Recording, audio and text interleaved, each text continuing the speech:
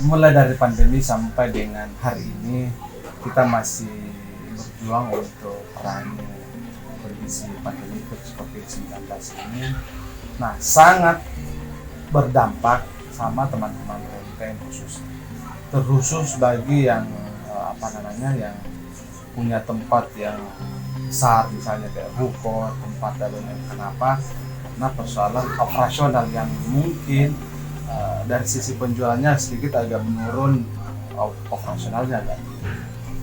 Ya, menurut teman-teman, informasi dari teman-teman di grup C, 10-30% yang sangat-sangat berdampak, malah ada yang tutup permanen.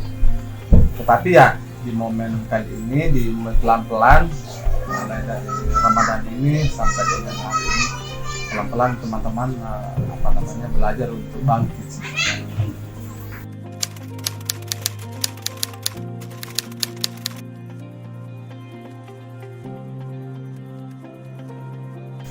Daya beli yang pertama itu adalah daya beli turun drastis sampai dengan 70% daya beli. Kenapa? Karena masyarakat yang kami paham, yang kami ketahui di lapangan, bahwa sangat takut membeli produk-produk yang bukan bikinannya. Misalnya kayak ibu-ibu rumah tangga yang sekarang lagi doyan misalnya kayak di rumahnya, apalagi dengan adanya hashtag bahwa di rumah aja.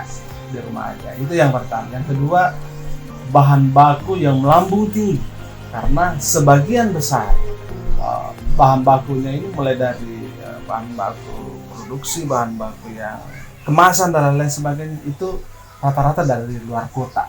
Itu yang sangat-sangat ini sekali.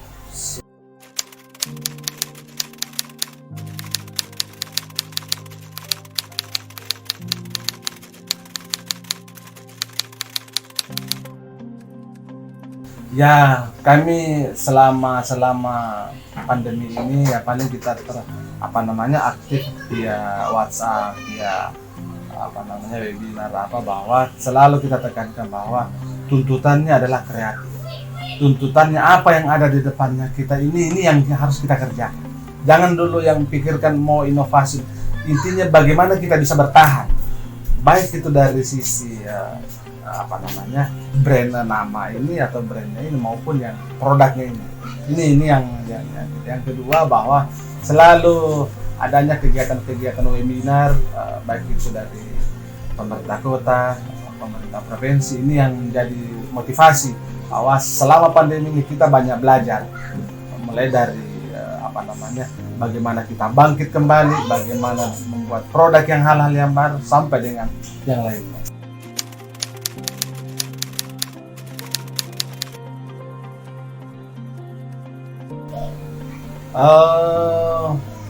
Dari saya pribadi ya bisa sangat bisa kita lalui, bisa kita antisipasi. Dari 3 bulan yang lalu ini sangat kacau ya, saya bilang kacau.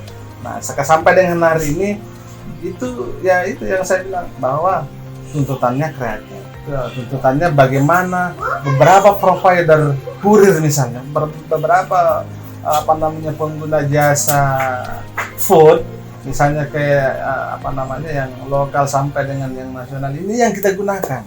Misalnya kayak promosi via Facebook dan lain-lain sebagainya, ini yang tuntutannya di situ sebenarnya. Ya, makanya dari awal saya bilang bahwa intinya bagaimana kita bertahan dulu, bagaimana kita bisa pelan-pelan jalan.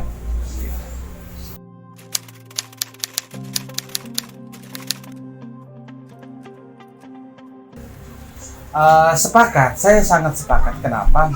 Saya sangat dari saya pribadi, saya sangat diuji dengan hal-hal yang seperti ini. Kenapa? Ya, banyak teman-teman yang yang modalnya lebih besar daripada daripada saya pribadi. Tapi mental yang satu-satunya yang kita harus kerjakan itu adalah mental. Yang kita kuatkan adalah mental, bukan modal sekarang. mental, bagaimana kita bertahan. Yang saya katakan, bagaimana kita bertahan, bagaimana kita jalan saya dulu selama pandemi. Nah, makanya ya alhamdulillah ya sekarang ya teman-teman juga sudah mulai ada yang melanjutkan brandnya yang sudah ada yang buat brand baru untuk inovasi sekarang, banyak ya.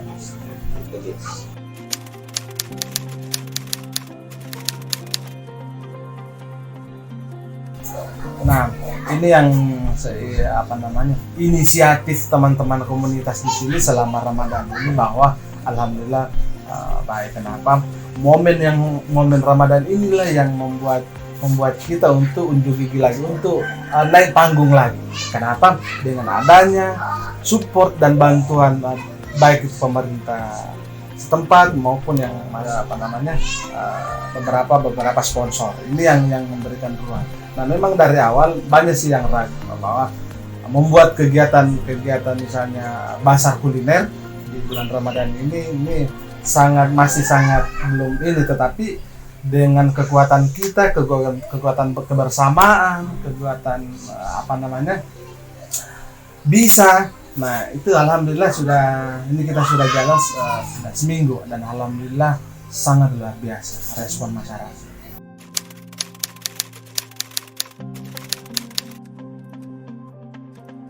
Iya.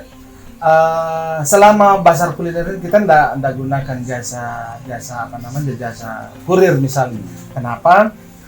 Alasan kami kenapa kita ndak gunakan itu, kita mau tahu sampai di mana respon masyarakat selama new normal ini, sampai di mana teman-teman kuatin selama new normal tanpa menggunakan jasa yang sebelumnya yang dia gunakan, senjata yang dia gunakan ini sebelumnya. Nah, alhamdulillah jauh lebih dari tahun kemarin, jauh lebih respon, jauh lebih semangat teman-teman selama Ramadan ini, yang alhamdulillah sudah beberapa hari kita jalankan. Tapi di lokasi soal protokol kesehatan tetap.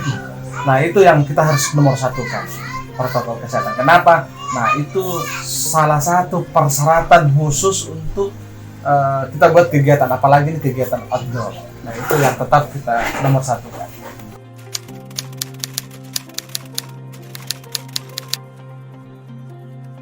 Strateginya bahwa yang pertama ya kita jalan saja, yang kedua memberikan ruang kepada para karyawan yang mungkin yang berdampak ini, atau misalnya kita berikan ruang entah yang dulunya jadi karyawan sekarang menjadi pengusaha, walaupun sekalipun itu pengusaha pinggir jalan misalnya. Itu yang alhamdulillah beberapa karyawan saya bisa bukakan, misalnya jual yang laginya keren, minuman yang kekinian, minuman yang murah-meriah. Nah, itu yang ada sekitar beberapa orang juga atau beberapa karyawan saya bisa inikan. Itu dimodali? Enggak, itu modal sendiri. Kenapa? Karena modalnya itu kecil. Itu modalnya kecil sih sebenarnya. Modal kecil. Tapi status karyawannya tetap? Untuk sementara tidak. Karena kenapa? Jadi gini, karyawan saya ini saya jadikan teman saya. Ketika misalnya keluar di saya, target saya bagaimana dia jadi pengusaha, sekalipun itu pengusaha kecil seperti itu. Tapi kalau pada saat dibutuhkan ya paling bisa bantu tenaga beberapa hari. Saya ini kan.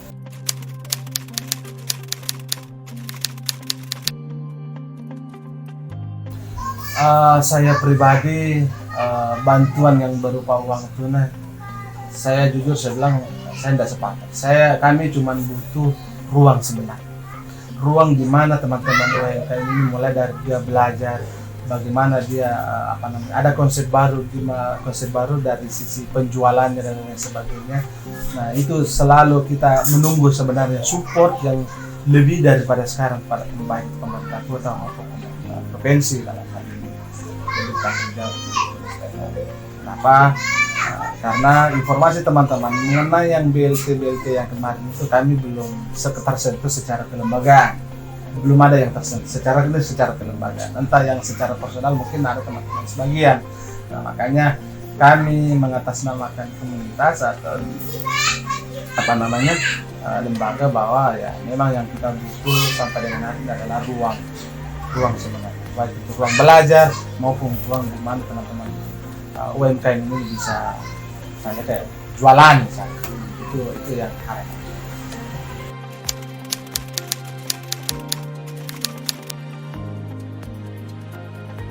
Ya.